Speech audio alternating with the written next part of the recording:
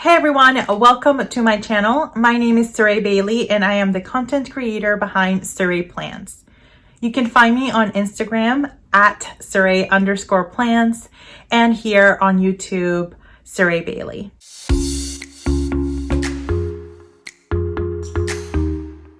I'm super thrilled to be part of this collaboration hosted by Tamara, the Paper and Pen Girl. This video is part of a 31 video series throughout the whole month of December, produced and provided to you by a number of content creators throughout our planner community, sharing their best tips for planner commitment, especially coming into 2021.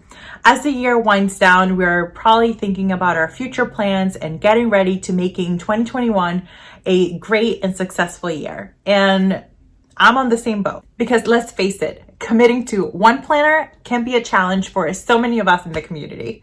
If you did not get a chance to check out yesterday's videos, be sure to check out Cami at Piece of the Plans. And also don't forget to tune into tomorrow's video with Casey at Pleasantly Planned.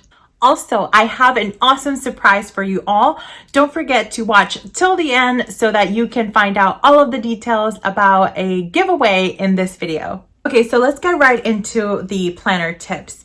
With our community and as much as it has grown, a lot of options have also opened up for all us planner lovers. And there are more planners that you can probably pick from out there. That makes it a little bit overwhelming for you to find maybe the right planner solution for you. One of the biggest contributors to planner hopping is not really knowing your planner style. Knowing your planner style is half the battle. It's going to get you to narrow down what is the right planner that you should be using. So how do I identify my planner style? You might be asking.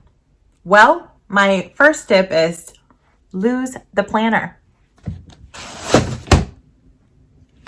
So we're not actually going to do that, but we are going to set it aside for now. What we are going to do is grab a notebook and a pen. I think the best way to identify your planning style is just to start with a blank canvas.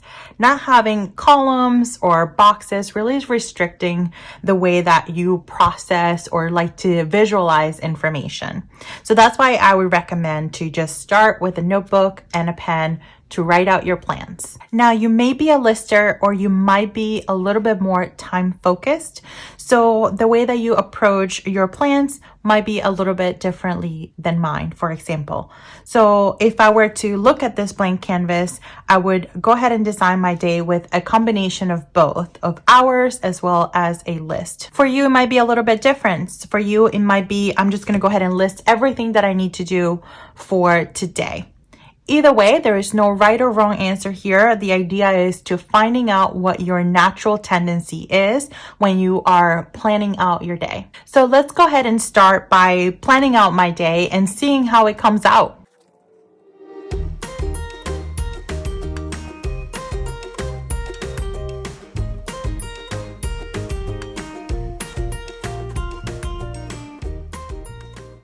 So naturally, this is actually my preferred method of planning, where I have the hours and then I have a to-do section here where I can list all of my to-dos and all of my priorities for the day. So this is just the skeleton, the foundation for my planning. So if I needed to plan for today, I would always start with my timed appointments and things that I have a commitment to.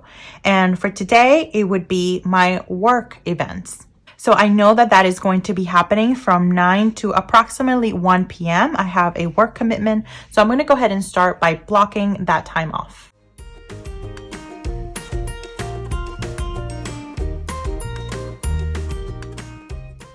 My time is blocked off. So the second thing that I would do here is to identify if there's anything, any tasks that need to be done here in this particular time frame. So are there things that I must do between this time, even while I'm scheduled to do my work? And if there is, I'll go ahead and list them here. If there isn't, then I would just sort of leave this blank. For this particular event, I know that all of my attention needs to be to this particular task or what is happening. So I will not include any other to-dos. But if I did, I would go ahead and check them off here and just create a little checkbox so that it gives me the tasks that are related to that particular activity happening at work. All right, so the next thing is that I do not necessarily have any other time commitments, but there are things that happen throughout the day that do happen at a specific time or that I need to make sure that I account for. So that would probably be, as I look throughout my day, I need to be able to prepare dinner and do the cleanup, and that will take a couple hours. So I will go ahead and block that time out so that I know that that time is accounted for.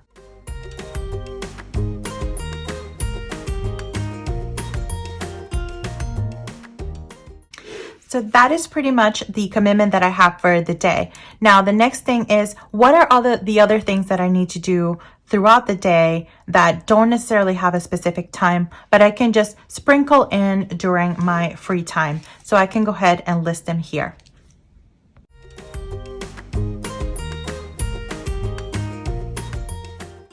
So this is a quick demonstration of my preferred planning style.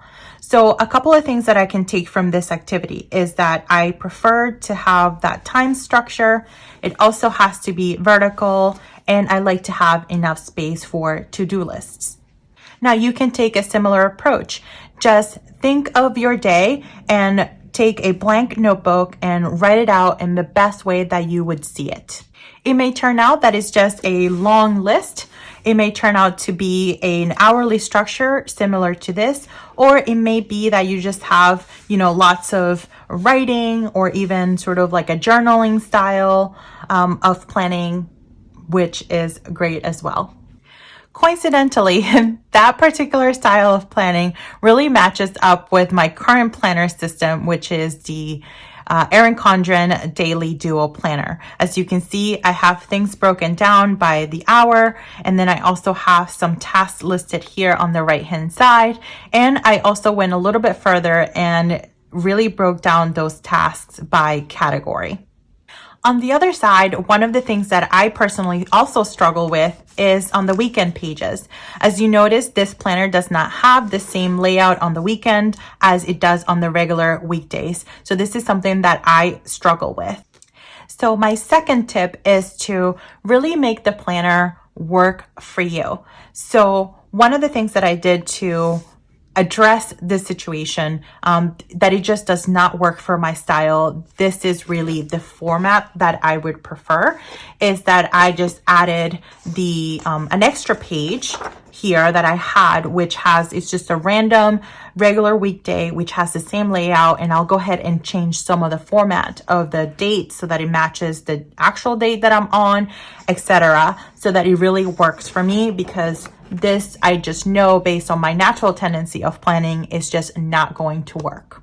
The other way that I've made this planner work for me is that, as you can see, it is the binder style, so I'm able to add and remove pages more freely than if it was a coiled planner. So this really took a lot of time to decide and to identify that this is something that I really enjoyed in a planner. So you also want to be patient with yourself and maybe not put so much pressure to want to find the right planner from the beginning, because this has been a lot of time and a lot of thought put into this particular process. The other advantage that you may have if you are if you're currently a planner, or if you have been planning for a while, is that you might have your previous planners to reference. So this is one of my old planners, and I was using for a long time a vertical layout. And as you can see, I have tasks that are listed and then broken down into smaller categories, which is something that I do in this layout a little bit, where I write what I'm working on, and then some subcategories down here as well. So you can reference your older planners and really think about what were some of the things that really worked well for me that I just defaulted to, and what were some things that perhaps didn't work. Another tip is don't be afraid to experiment. So as you can see, this is my older vertical view, but this is an hourly view. This is during a time where I felt like I needed to do a little bit of a change, but instead of throwing this whole planner out, I actually just inserted a single page so that I could try it out for a few days just to see if this would work for me or not. And spoiler alert, it actually did. I am using an hourly view for the weekly section of my planning. And this is, again, goes back to just being flexible and making the planner work for you. While I do prefer that daily planning, that breakdown, I also really prefer to have that weekly view. So that is something that you want to take into consideration. And if you would prefer both, is it possible for you to really still have both in one planner? Or if you just think that the daily portion might be too overwhelming, then that's something to consider as well. And all of that you can find by doing your own planning inventory, just using a plain notebook and a pen just to plan out your day. You also want to give it time. So if it feels like you are planning in a specific style or a specific layout, just give yourself a little bit of time. Don't be too quick to give up on it, because it might just need some time for you to get adjusted to it. So one of the things that I've experienced with this particular planning and how my planning has evolved is that the weekly view is key for me and is super important, but there might be times where I don't necessarily also need the daily, and I do rely on this particular weekly view when I am super busy.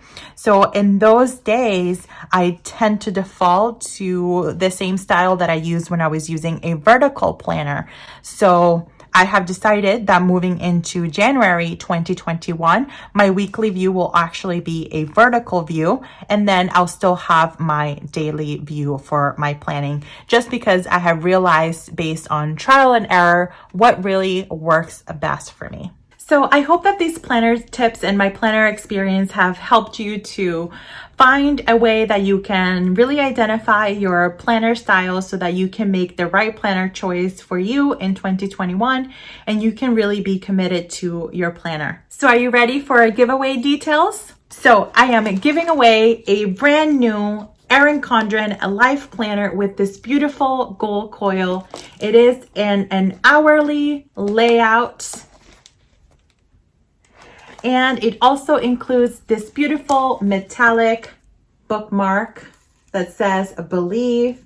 It is absolutely gorgeous. It comes in its own storage box. So I'll be giving this away to one lucky planner friend. I am so excited to give this planner to a lovely home. It also has your ruler as well. And I might include a few other surprises in there for you.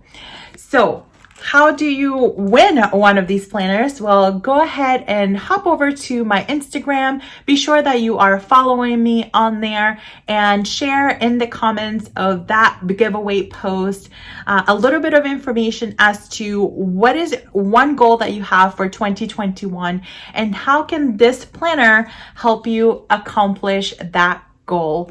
I hope that you are as excited as I am about this giveaway. It's pretty amazing. Thank you guys so much. Thank you so much, Tamra, for including me as part of this planner collaboration with the rest of these wonderful and talented content creators. Don't forget to tune in tomorrow for the next video. You can find all of the information listed on the description section below. I thank you so much for watching. If you are new to my channel, please consider subscribing, and don't forget to hit those notifications on so that you're notified each time that I upload a new video, which is every week. Thank you guys again so much, and as always, I will see you next time.